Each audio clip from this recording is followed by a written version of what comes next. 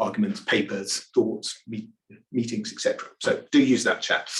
Let's start the session properly. And so welcome to this second day of the Electricity Storage Network's annual marketplace. So for those of you who were able to join some of the sessions yesterday, some fascinating discussions about lots of aspects of storage. They're all available, all those sessions available on the Hoover platform we're using as our sort of meeting place for this conference. And I suppose the thing that listening in yesterday that really struck me is, firstly, how far we've come in the last few years. I remember when Regen was writing papers, and seemed very long ago, called things like Electricity Storage Towards a Commercial Model, and titles like that. And yesterday, the first session, we had two of our panelists sort of effectively playing kind of top trumps with who's got the biggest battery. And the latest announcement, I think I was looking up, of 800 megawatts up in Scotland. And so yeah, tremendous progress and change from an industry we're all thinking about, talking about, excited about, to a real sector up and running. But also, although huge progress, in many ways still at a pretty early stage, maybe just the start might be a better way of putting it. And if we look at any prediction, we'll come back to this, of how much storage we're going to need on a net zero electricity system, then we can see we're still a long way away from that. So there's going to be a huge amount of development and change in the coming years. I think we can all see that. Okay, so this morning's session is entitled, as you can see on the slide, Investing in Storage, a Key Net Zero Asset Class. So the focus today is on a particularly important group of people. Everyone in the industry is important, but particularly important group of people, investors, the people who have the money, how they are viewing the sector, how that's changing, and what, if we want these investors to put in the scale of investment that we need to get to net zero electricity system, then what do policymakers, the rest of the industry need to do? What do we need to develop as a sector and as a broader kind of UK energy system? So we've got a tremendous panel to help us with that conversation. So I will come to them and invite them to introduce themselves in a minute. So that the format is a panel discussion. But it'd be great to have you guys engaging as well. And so you should all familiar these days. I think most of you are joining Zoom, or you can come in through the Hoover platform and use the Q&A function if you want to put up questions, and say continue with the chat amongst yourselves as well. So great to have that engagement. We're not in this format able to sort of ask every question, but I'll be keeping across what's coming in and trying to make sure that we're picking up some of the key issues that you guys want to dig into a little bit further. Finally, quickly, just before we dive in, those of you who are perhaps joining for the first session, don't know so well, the Electricity Storage Network, ESN, so that's the UK Association of Electricity Storage companies, organisations, if you like. Its main focus in life is that role of storage in a net zero electricity system. It's got a great group of members. It's very active and engaged with policymakers, regulators, etc.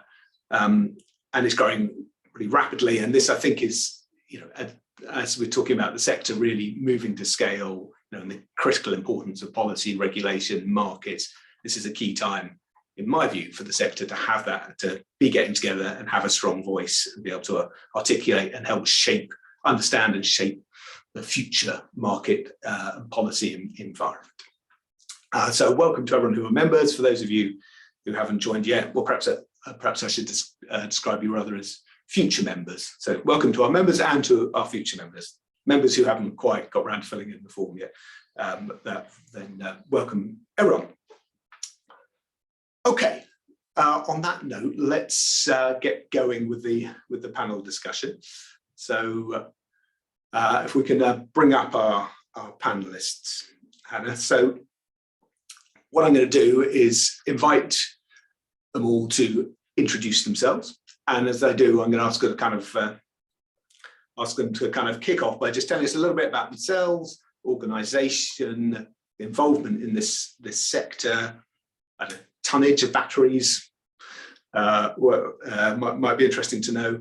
And then just answer kind of one question, which is, as we now sit with over 1 gigawatt of batteries installed, huge pipeline of projects, could we now say this is a kind of established, in investors' mind, an established net zero asset class? So we move from the kind of enthusiastic amateur stage to a kind of, a professional industry. Ben, let's start with yourself. I think you're still muted, Ben, there if you... Rookie mistake. Apologies, everyone. Good morning, everyone. Thanks, Merlin. And hello, everybody. I'm Ben Guest. I'm the fund manager of the Gresham House Energy Storage Fund and the head of the new energy team at Gresham House. Gresham House is a fund management business with approximately £6 billion under management as an alternative asset manager, mostly focused on sustainability. Specifically on the energy storage fund, that's a fund with a market cap of in excess of £550 million. The NAV is £490 million. We've got 425 megawatts of operational assets and a little over 400 megawatts under construction. And that number is going to increase, so it will be over 1 gigawatt probably by the end of this year, beginning of next year. When you ask if this is an established asset class, a part of me will say, I hope so. Another part of me says, absolutely. And that's the public part. And of course it is. It's essential. And here, because of the intermittency of renewables, that is inextricably linked, an inextricably linked reality. It's a cost-effective technology and a reliable technology, which is resulting in profitable, unsubsidized projects. So clearly, it's an area which is standing on its own 2 feet. We're using mature technology, first commercialized 30 plus years ago, and grown in scale enormously and used even more than in this sector in the EV market. It's increasingly the go-to technology the national grid uses, increasingly or absolutely the go-to technology the national grid uses for frequency response. In that case, it's absolute, and increasingly so in the balancing mechanism in terms of what it's doing.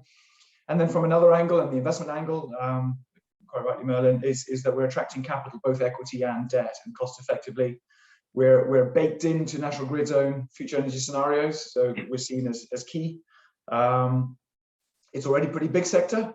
And if you want proof of that, look overseas as well. Where the UK is not only the leader on its own anymore. Look at the US. You've got very large solar co-located projects or standalone battery projects being built. In Australia, there are only 6 batteries operational, but there's a lot of batteries in the offing. Some of them, most of them, bigger than what's individually that's already in the UK. So yes, absolutely. Okay, excellent. That's a kind of clear picture and an impressive picture. And as I say, just reflecting on the change over the last few years, it's really quite a striking pace of change. Monica, let's come to yourself. Thrive, relatively new into the battery sector, and I guess you represent a slightly different sector of the market and a different sort of investor, but an investor which now is comfortable with storage as an investment opportunity. Yeah. Hi everyone. Very nice to be on this panel. So my name is Monica. I'm investment director at Thrive Renewables. Just to give everyone an idea about Thrive, so we are a business based in Bristol. Set up 26 years ago, very much with a mission to bring together individual shareholders and give them a chance to invest in renewables. To date, we've been very much investing in the renewables technologies, so wind, solar, recently geothermal, and hydro. And in the last 18 months, we've done quite a big kind of thinking around how to scale up renewables, and for us, batteries is going to be one of the answers. And this is very much why we've now included this within our kind of investment criteria. And so in the last 18 months, we've invested in 2 battery assets, and we're very much looking at doing more. And what's quite interesting for us, we've actually been funding those battery assets with equity. So actually, it's quite a, it's becoming quite a big part of our overall portfolio. Yes, and this really much reflects the market. What's really interesting as well, and Ben touched on that, is looking at the clean energy investments or technologies. This is really the first one that works on purely on the market forces right now. That started from from the market and without that many sort of subsidy sort of investments, if any. So it's really exciting to see this happening, and going forward, UK has some very ambitious renewables targets. So we really see that batteries will be a big part of that. Okay, yeah, we'll come back to that kind of future pipeline and opportunity. So that's great. Thank you, Monica. So Alicia, do you share your panelists' kind of optimism, enthusiasm about the sector, where it's at, and the sort of description as an established net zero asset class? Yes, I do. That's the short answer. Just to quickly introduce myself. Please. Alicia Kowalska-Montfort, principal at Gore Street Capital. Gore Street Capital is a fund manager of Gore Street Fund, a London Stock Exchange entity with 400 megawatts of storage under management in GB and growing into some of the markets that Ben mentioned, so US, Australia, and Europe as well. So yes, I do share the enthusiasm. I do think that for me, the criteria of an established technology is a technology that requires some form of subsidy.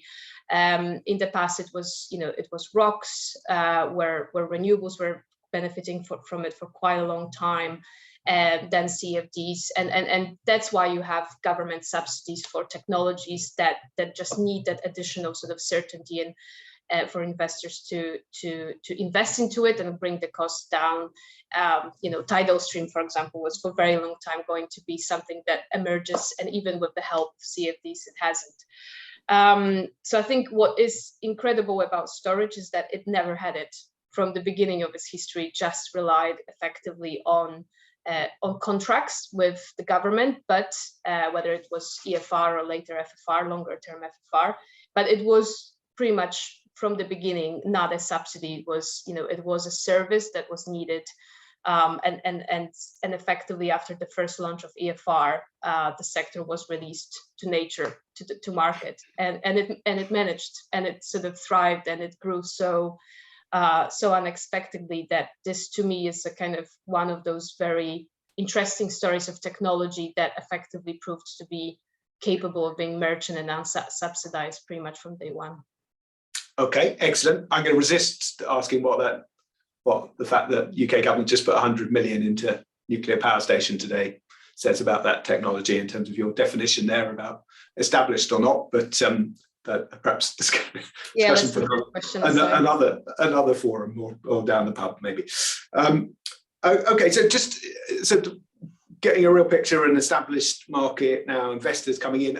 I'd just like to understand and just perhaps follow up with your first, Alicia, is how is the type of investors changing? Are we moving from those kind of, I don't know, Dragon's Den enthusiastic amateurs, first movers, whatever we want to kind of, world, obviously that's a big continuum, but you know what I'm saying, into a kind of broader range of more established funds, the kind of, pension funds, the kind of, bigger pots of money, different types of investors.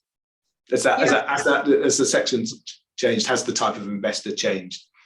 Yes, it has. So Marilyn, I generally head up the technical team in Gore Street. I have less contact with investors, but I can definitely say from talking to my investment colleagues and obviously seeing everything that we are seeing on the fundraisers, is that what is really interesting is that we have now established a very strong retail base of investors. So people who are generally smaller, and they would be more risk averse to newer technologies, and now they are getting comfortable with that sort of asset class, which again is, in our view, kind of a show that people are getting more comfortable with the merchant risk. They understand that even though those assets operate in not contracted space, they don't have long-term contracts with the government, and they are, or PPAs, they are indeed capable of functioning in the sort of context of the fundamentals that are happening in the market, so the growth of renewables. So I think that's one of the kind of points I would make, is just the change of type of investors that we're seeing in our portfolio. Okay, excellent. And so Ben, I mean, I remember a few years ago, these events would all essentially it would be a number of people rehearsing the pitch they're about to give to investors, if you like, and trying to convince that to put their money into this kind of market-driven opportunity. And it sounds like investors have got to a much more comfortable place. Thoughts on the changing type of investor, and also kind of the role of debt now? Are we moving to? Monica mentioned, full equity play. Are debt credit committees sort of actually taking the plunge now and investing?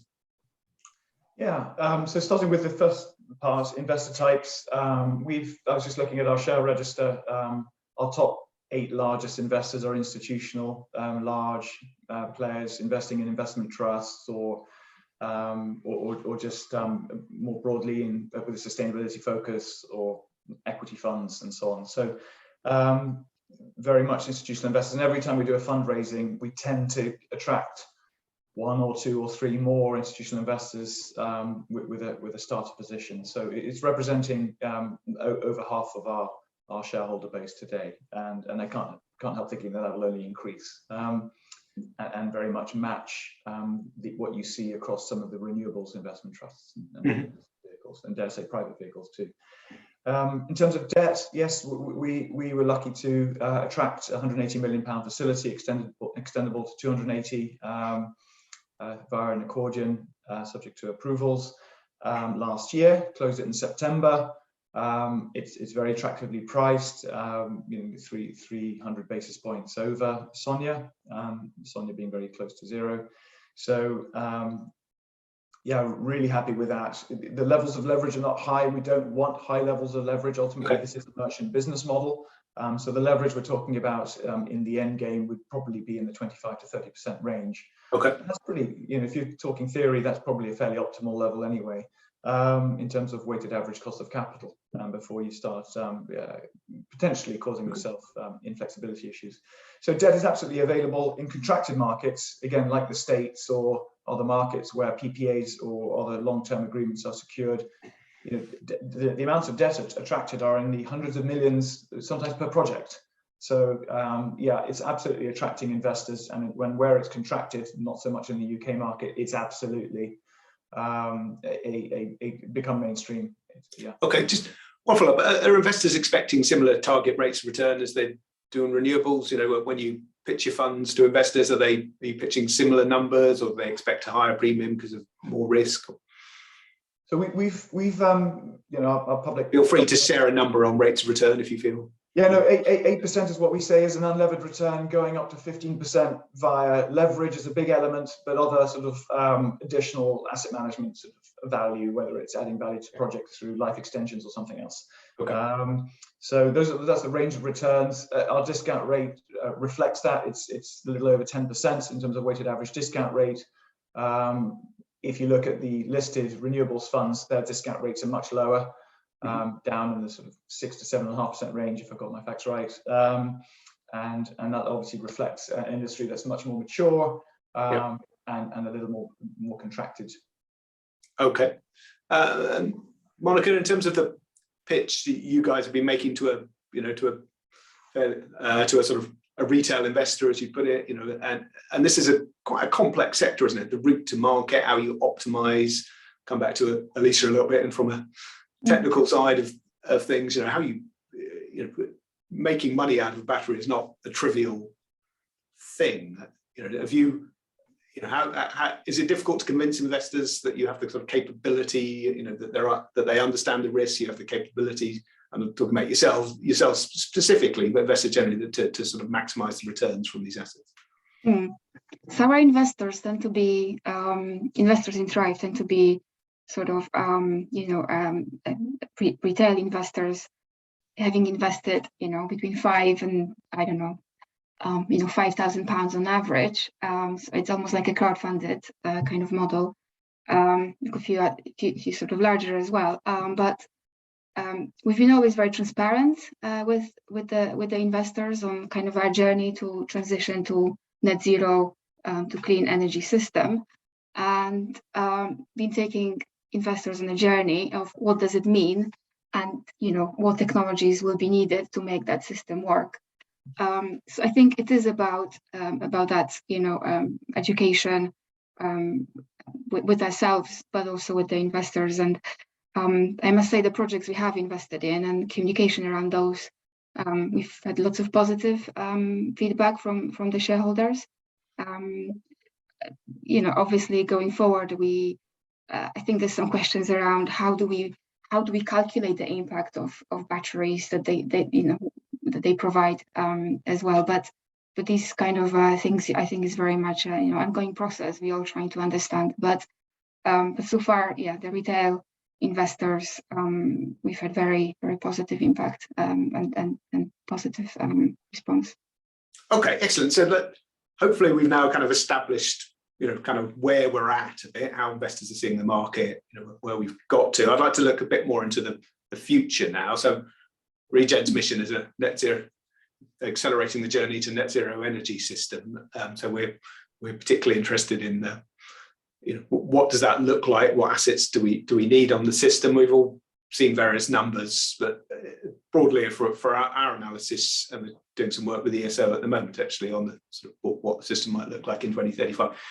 Somewhere around 20 gigawatts of storage, ballpark picture, is the kind of numbers that most people seem to zero in on. And we've got about a gig of batteries and a few gig of pumped storage at the moment, and that's probably not going to grow. So another 15 gigawatts of batteries or other technology. So a huge amount of growth needed. So so the question for us is this a market that investors see that kind of scale and growth in? Are we going to be able to attract that scale of money?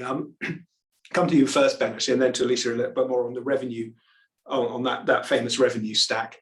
But Ben, in terms of the pitch that you're making to investors now for assets, which I guess are not going to be built for a few years to come, and I presume it's not just relying on dynamic containment anymore. You're having to sell some future, and is that a sort of detailed, here's the revenue model, or is it a bit more of a selling the dream that we're going to need flex? If you have flex assets on the system, we don't know exactly what we're going to be providing, but we can be pretty confident there'll be demand.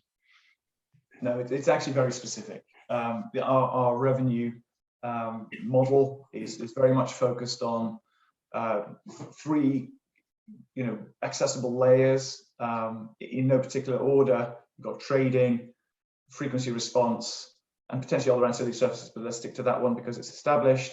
And then capacity market revenues. Capacity market revenues are available to every battery. That'll be 5 to 10%, depending on the size of the battery and the revenues it's expected to make elsewhere of revenue. So a little bit of your revenue earned there, covering actually a fairly substantial portion of our costs. So the very high margin models or projects. Then in terms of the remainder, we've said from the outset, from our initial roadshows back in 2018, that the ancillary services market, including frequency response, was going to saturate. It's naturally a shallower market. The need for that, the expression we've used a lot is it deals with, frequency response deals with the ripples on the surface, the last bits of imbalance that exist due to people switching lights on and off and whatever else happens during a half hour, which can't be contracted. And then obviously people spilling power as well and doing other things. And then the deepest part of the market clearly is the trading element. And that speaks to the fact that, if we've got a continuous average requirement of a little less than 40 gigawatts, and that's expected to double. So that speaks to the sort of significant growth requirement here. And 80 to 100% is expected to come from wind or solar, which in this country in particular is really intermittent. Other countries have pretty reliable sunshine during the middle of the day. In this country, it really does go all over the place, which means that you can't rely on wind, which is going to be the biggest element of it, very much all of the time. And so there will be times when there will be zero wind and you're relying on it on average for 80% or more of it. So that's a big problem, and you will need that storage. And the great thing is, so therefore there will be big trading opportunities and you need a lot of gigawatts of batteries. The big point though is that, great, there's an opportunity there, but how do we know batteries are going to really make money out of this? And the big point, the message we often share, where we've had to go below the surface for many investors who need that reassurance, is what creates that volatility. And one fundamental point about the market is its merit order. National Grid has to bring on or take off power, but just in simple terms, bring on power at the cheapest marginal cost. And it goes through the merit order, the ranking of short-run marginal cost technologies, and we'll bring on the cheapest first, and then it's finished with the most expensive. And it is that merit order that creates the volatility. Because the price of electricity is a function of the marginal technology that's brought on by National Grid, either during the half hour or in the after gate closure in the hour prior to each half hour.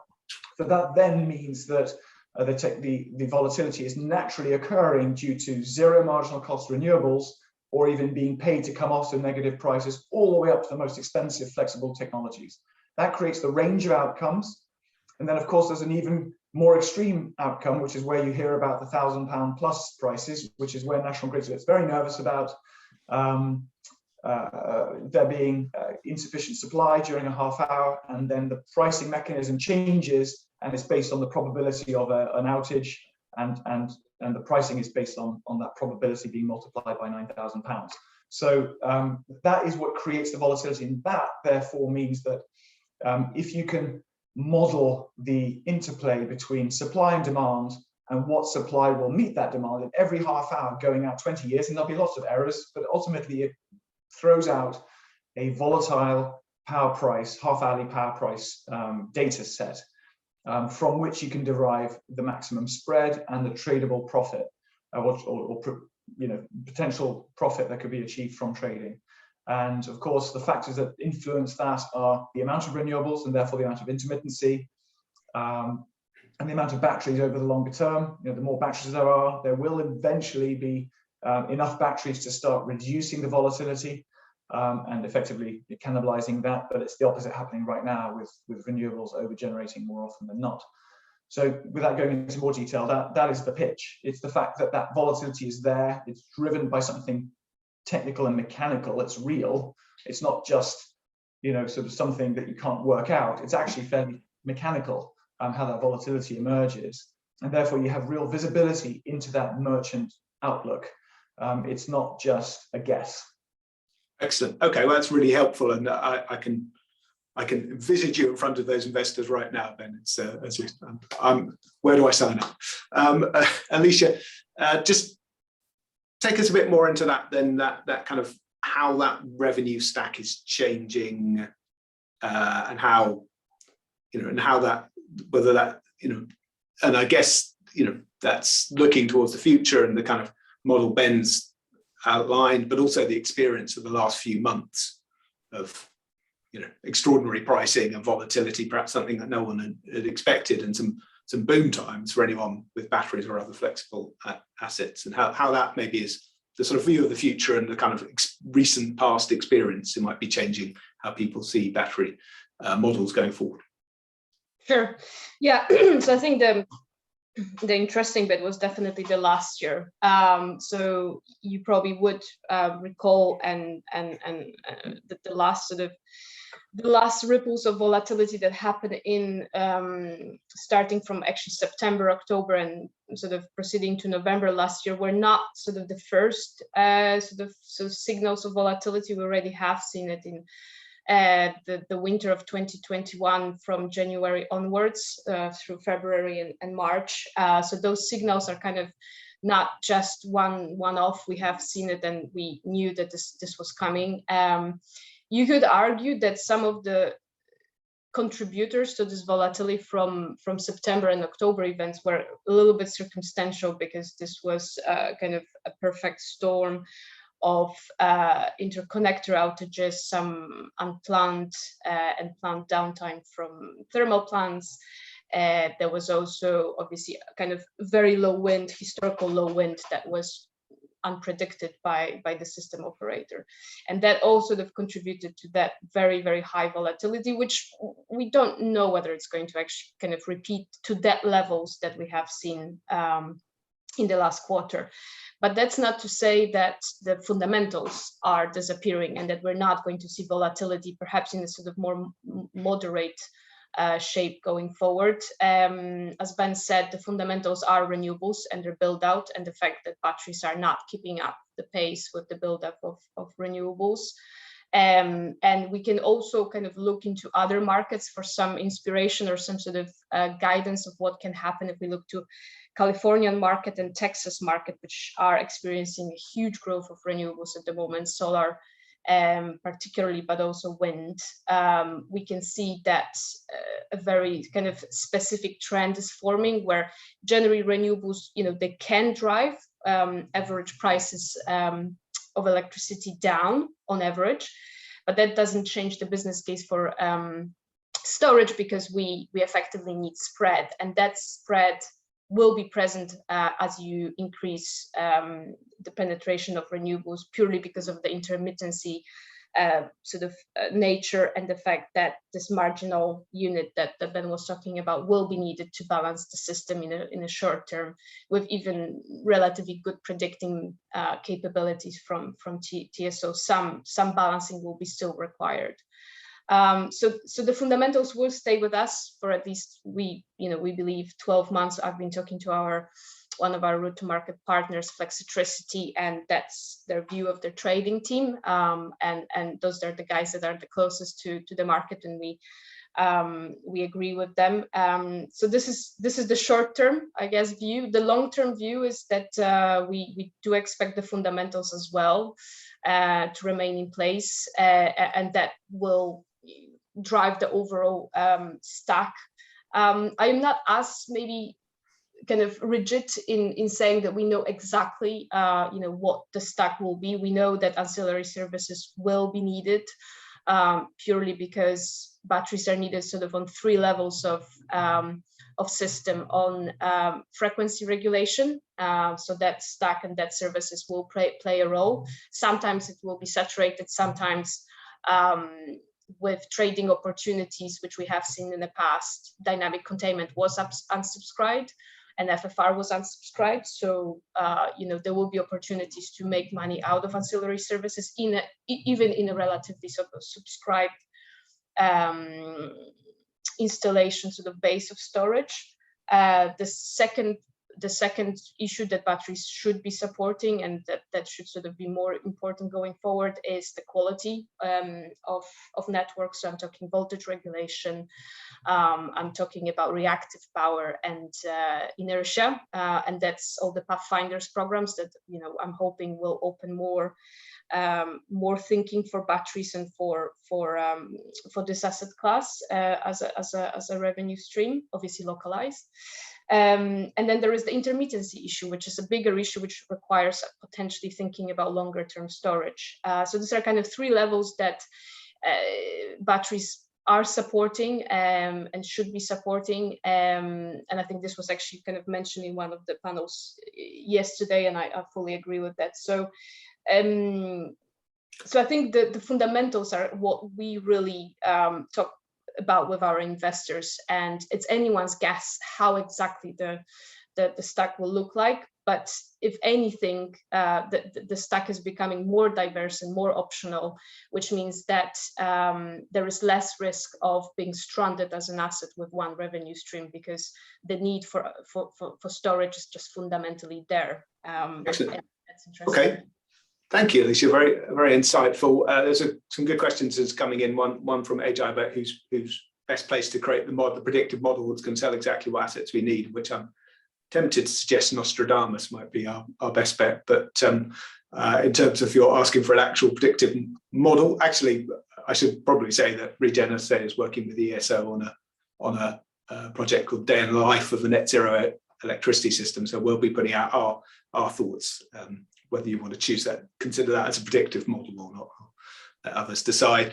So we started to touch there on the kind of the services that the system will need in the future, the flex services. So Monica, you're and Alicia was referring to the fact we're talking about lots of renewables, talking about intermittency, starting to think about long duration. So I guess, are we going to see, a kind of limit on the role of batteries and then a switch to other technologies that perhaps can offer that kind of long duration? Is the competition for batteries hydrogen? Is it I don't know, demand side response from all of us with our whizzy kits charging our cars at the right time? Do we have a sense of that kind of technology mix? And I guess that's talking about long duration, but other ways, interconnectors, other ways that we might address the intermittency issue. What role do batteries have in that bit of the market? I guess the answer will be all of it. Will play some role. As you know, I've mentioned we own some many renewables assets and invested in some batteries, and we've been very much looking at the batteries as a hedge to the renewables investment, because we've already been tracking both, and interestingly, at the times when the renewables assets are struggling a bit, the batteries come on. So we almost within our microcosm are trying to build ourselves a kind of a perfect hedge. And yes, I think other technologies you've mentioned very much will play a role as well. There's quite interesting projects going on in Scotland with the pumped hydro storage, which would be very interesting when they come through. And hopefully some other as I mentioned, you guys, you look across the piece. Are you looking at other forms of long duration storage or flex? Yeah, so at the moment we've been considering sort of going above 2 hours. Okay. But the market research we've done is very much suggesting going up to 4 is probably going to happen. So all we've been doing so far is looking at the existing asset. How, if we want to add in the future more batteries, how do we make that easy technically as well? So we've been kind of gearing ourselves to that, but I don't think there's a decision kind of right now to go for that duration. But I think it's going to that direction. Excellent.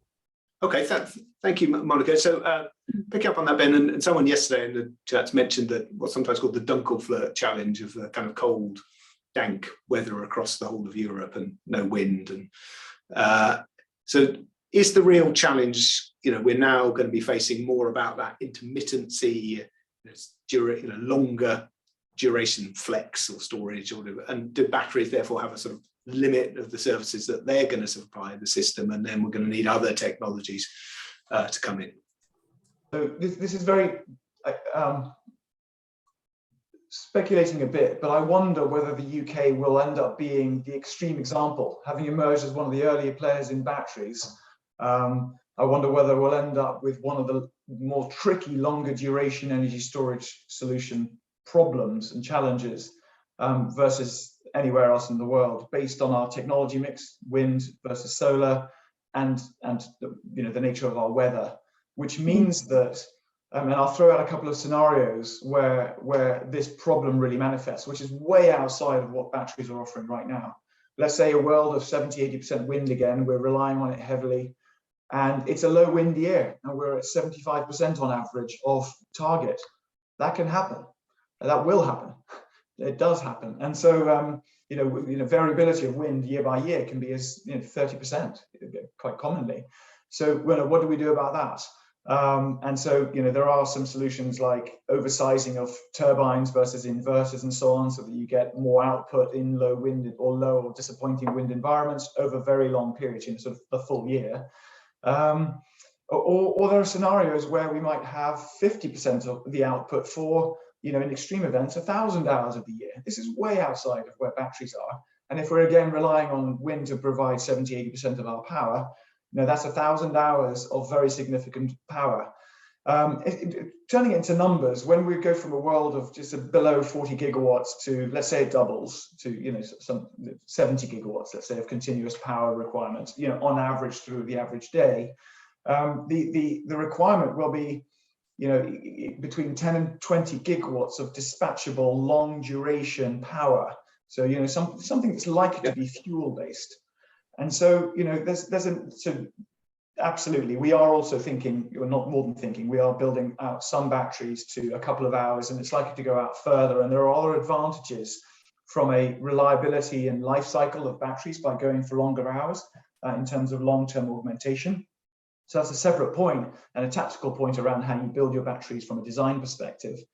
So long duration makes sense, even if the marginal revenue case for that third hour in particular, not the second is pretty convincing now.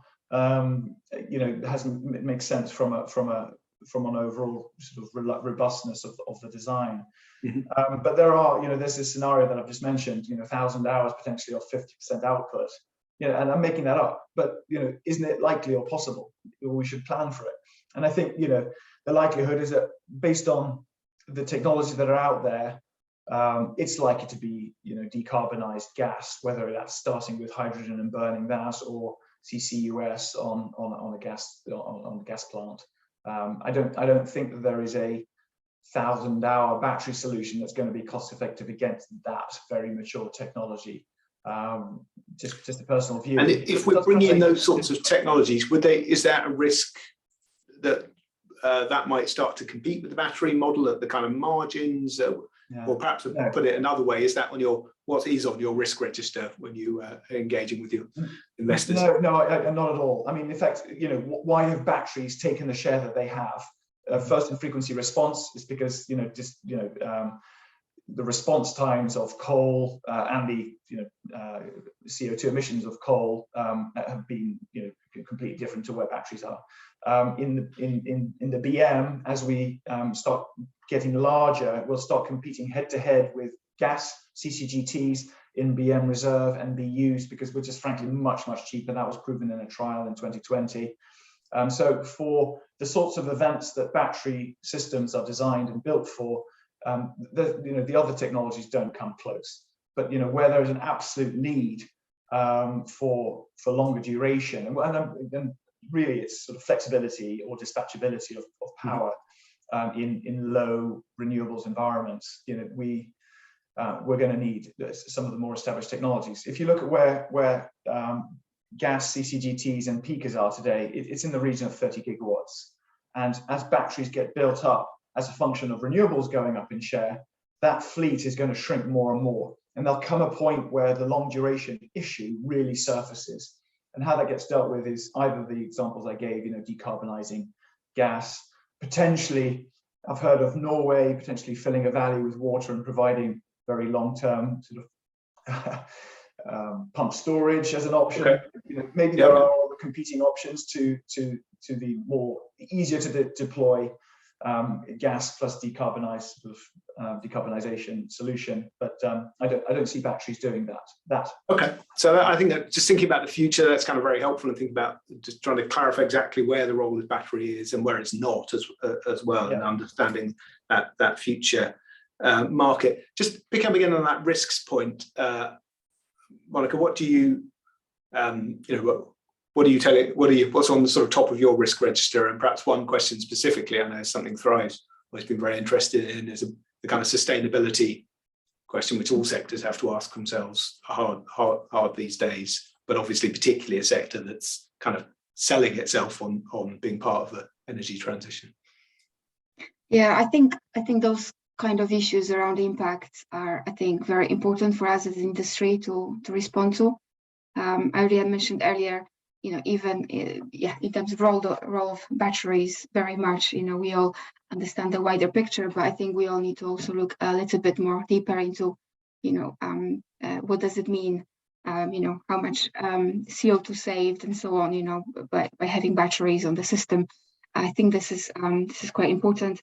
but also other topics around that, such as sustainable supply chains around batteries. I think is on everybody's mind in the industry, and I think there's more work to be done in the area. But I think we shouldn't forget those aspects as we invest in that asset class. Excellent. Okay, thank you, Monica. I should say that there is on the Hoover platform, if you found your way there, a podcast that my colleagues Madeline and Sophie have done, including an interview with the Fair Cobalt Alliance. Well, if you guys want to people want to dig into that a bit more, then they might be interested in that. And it's great that the work ESN is doing in the sustainability forum. I think this is great, and great to see so many investors on that. Excellent. Alicia, then can I come to just on the kind of risks that investors are seeing as we're going forward, and perhaps for a little bit more on the kind of technical, on the route to market kind of side. And we've had some of the questions coming in is that I think one was a question about changes in the national grid as looking at the costs of the balancing mechanism might start to change the market structures, kind of protect the taxpayer from bigger expenses. We've questions around kind of some of the more technical issues about energy losses and the like, and different models about storage over build. So yeah, as you're trying to think about the kind of going forward batteries in the market as they really move up to scale, what are you seeing as the critical risks that you're trying to reassure investors around more of those technical and route to market type issues? Sure. Yeah, I think we do get inbound questions from investors every time there is some kind of market event. I would call it a very volatile moment. Obviously, there usually is some ripple effect in terms of national grid investigating whether there has been some market manipulation, or perhaps just looking at the cost of balancing. So we had inbound questions from investors, for example, in the last quarter when there has been this unprecedented price spike in power prices, gas prices, and some of the markets in Europe, like Spain, for example, they responded by effectively capping or trying to cap the revenues for generators. And of course, a lot of suppliers in UK have gone bust as well. So that kind of posed always a question about how the regulator is going to respond, what measures they're going to put in place, and we do get those questions. I mean, we generally very much believe that UK has not a sort of a final kind of generation mix. We are in a transition period. This kind of events just signal that the market yet is not, it's in a sort of transition phase. We're phasing out coal, we're phasing out thermal, and that will cause events where the system is extremely short, that the margins are very tight. National Grid will have to go high up the merit order stack to be able to secure reliable electricity system. And that is something that will stay with us. It's in a way, it speaks to the strength of batteries to be able to capture it.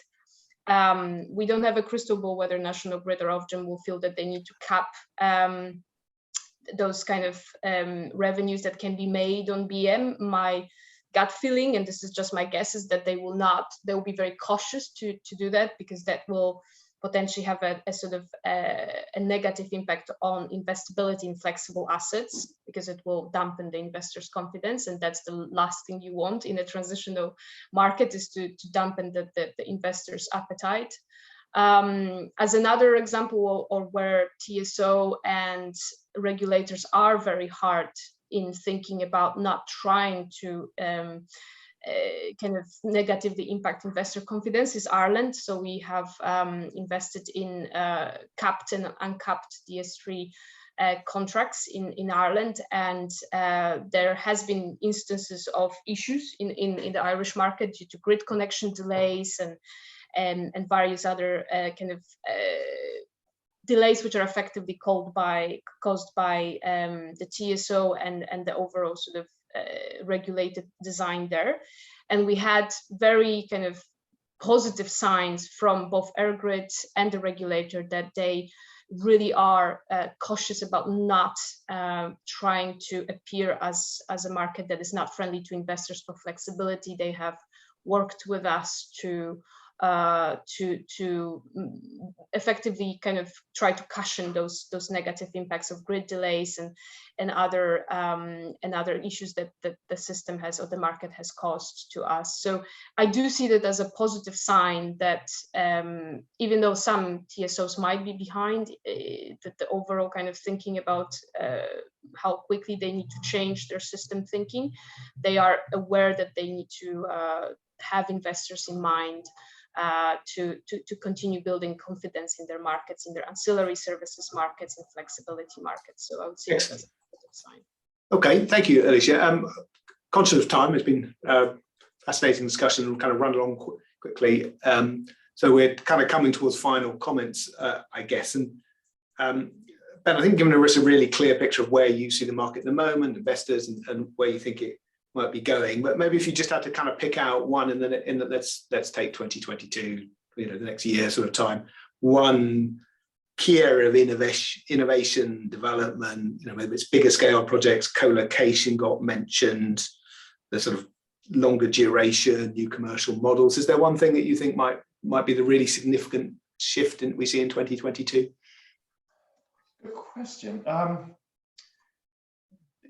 want to scratch an itch first. The market is already capped in terms of pricing, by the way, on half hourly. It's just capped at a very high level, and the concerns are around distortions in the market. But I agree fully with Alicia that the market is in transition, and that's the issue. But in terms of big things this year, big things to think about, supply chain is challenging. We're building a lot. On the flip side, we're in this very fortunate period that we've got the super deduction. If you remember what that is, not many people talk about much, but it came up in the budget last year, which is 130% depreciation of anything that you invest in now. So there's a one-off benefit. We've already accounted for the higher tax rate, which follows that. So that's a big positive. Things like the international market will become much more obvious. I think this year the UK will no longer sort of stand out as the only market that's big at all. The US is already huge. Europe will start emerging as a market. Longer duration, absolutely, 1 to 2 hours. More than that, not very much in this country yet. That is a big point. There's still a lot going on the product side in terms of the kinds of batteries you can buy and what form factor they have, and insurability standards and so on. There's a lot going on behind the scenes in that area. I think this is a big year for that. Massively improved insurability standards coming out, much greater energy density, making sites more efficient. It should bring down insurance costs, stabilize some of the concerns around fires in the past.